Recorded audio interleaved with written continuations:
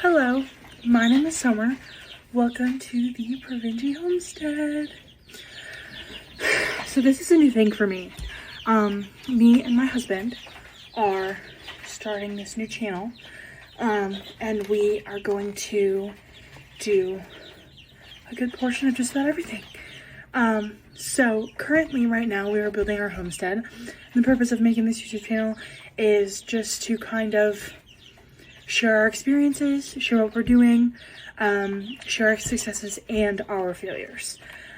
So currently right now we are in the midst. It is spring down here in Missouri. So we went to Tractor Supply about 2 weeks ago now and picked up about 12 chickens. So this is our first ever year with chickens.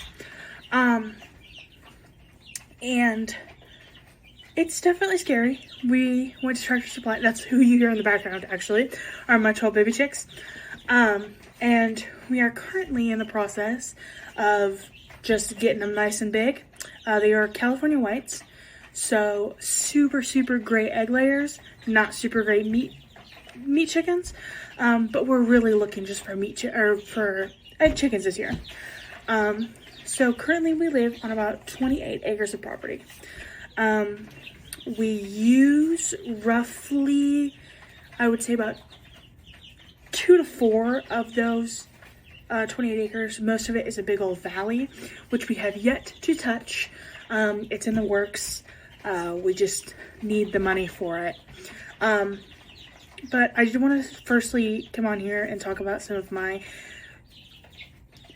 experiences this far as like the chickens go, and as far as like what our plans for the future look like. You'll see my husband in some other videos, but currently the main person behind the camera and filming everything is going to be me. I am working right now on filming on my phone, but we do have some GoPros that we are going to set up and get those rolling, so we have some better quality videos versus just always filming on a phone. So currently we have 12 chickens. It's definitely been crazy. For the first time chicken person, I was very nervous. Really didn't know what I was doing. I had done some research, but not enough, you know, for what I know now. It definitely wasn't enough.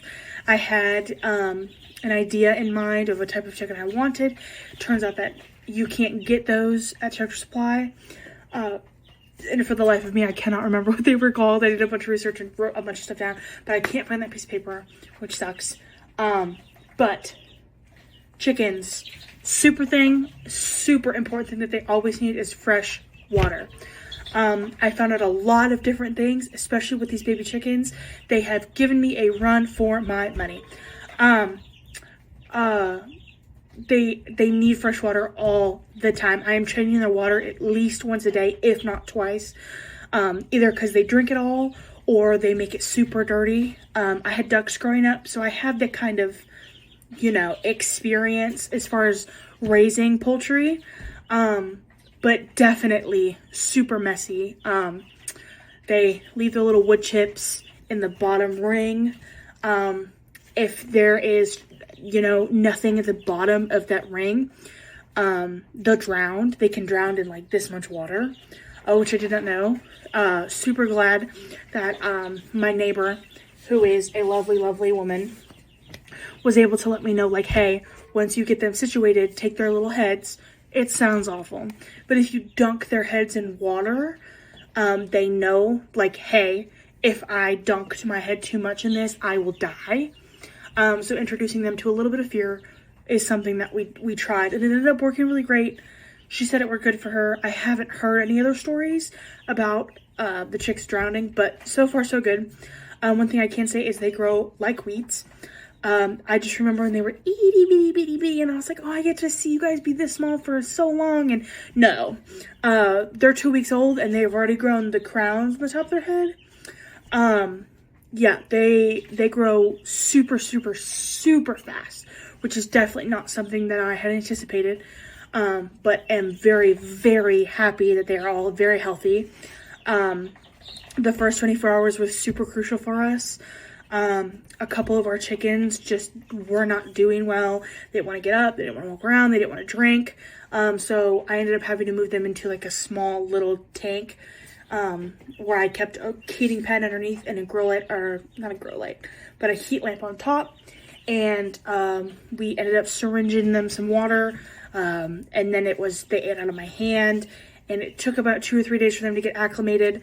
Then we were able to stick them right back in.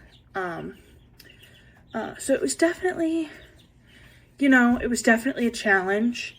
But everything that's a challenge seems to be rewarding. But so far so good. These are the chickens.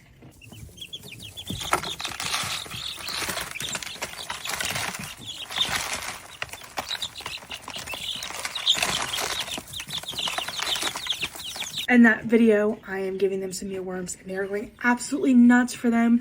They love their mealworms. But I didn't have the money to go buy one of those big steel drums that you would buy the chickens from Tractor Supply. The initial investment is quite a bit of money for everything we bought. Now, this does include some seeds, which is like a couple types of potatoes, some asparagus, strawberry, blueberry bushes, stuff like that. But for the chickens themselves, their bedding, their food, the heat lamp, because we had heat lamps, but we didn't have a bulb that would get hot enough to do what it was supposed to do. I ended up using a big blue tote for a long time. For about the first week and a half of their life, I ended up using this big blue tote that you'd like put clothes in for the winter. And they ended up outgrowing it, and I noticed they were having some pecking problems, where they were just kind of like scruffing with each other. So I went to Walmart, picked up another bin. It's about double the size of the one that they had. It's a lot deeper, has a little more room, because they were super crowded because their food and water dishes are so big that they kind of take up half their enclosure. So right now, they're looking at about 2.5 weeks old. They are spry little chickens. I absolutely love them. They're super great. We are working on trying to sex them right now because they are straight run, which just means that they weren't sexed when they were, sent to the store. And so far, it's looking like we got more hens than anything, which I'm so grateful for. I've heard some situations about roosters being a complete havoc. But I do see at least 2 roosters for sure, just based off the growth of their crown and the way that their wings are.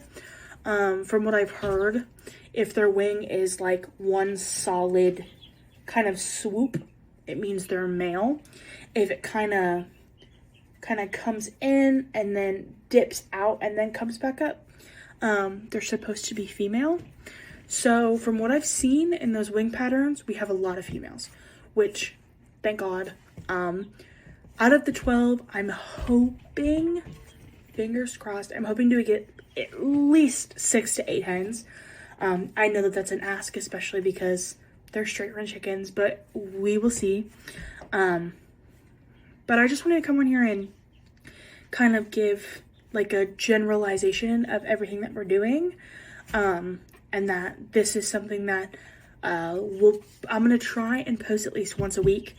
I don't know how that's going to work, if it's going to be something like consistent that I do. I'm going to really try and stay consistent on it, but life is crazy, and life around here is definitely crazy.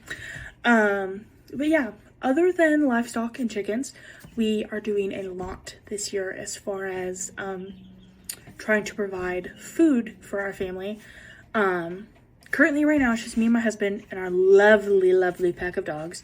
We have 5 and 3 cats. So we do have quite a bit of a farm going on over here. All of our dogs are amazing and they're super great, but we needed something else. We can't eat our dogs. And food is just absolutely ridiculously expensive, especially the price of things like eggs.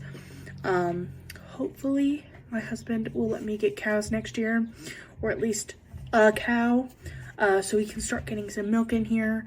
because that is something we go through on the daily, and it's ridiculously expensive. But other than that, we eat a lot of fruits and veggies. And a few of the fruits and veggies are going to take a couple years before we can actually harvest them, such as asparagus. I grew up in Wisconsin. I am a Wisconsin girl through and through. But out there in Wisconsin, you get wild asparagus along the fields in between where that wooded area is in between the fields. You get wild asparagus. So we used to collect like roughly 50 pounds of asparagus in just one like time, for like in the fall, like right before it became winter. We'd go out and pick all the asparagus we could find, and we'd can it, we'd freeze it, we'd blanch it, we'd do whatever we could to preserve it.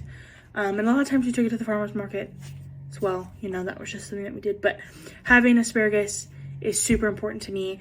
My husband also really enjoys asparagus. We like to have it with our steaks. So it's just a nice veggie to have. We're also going to do tomatoes, which are a pretty standard practice for basically anybody. We're also going to grow some banana peppers, potatoes, which is super simple. We're going to grow bucket potatoes. Onions. We have oh my goodness, excuse me. We have wild garlic, but it doesn't get very big.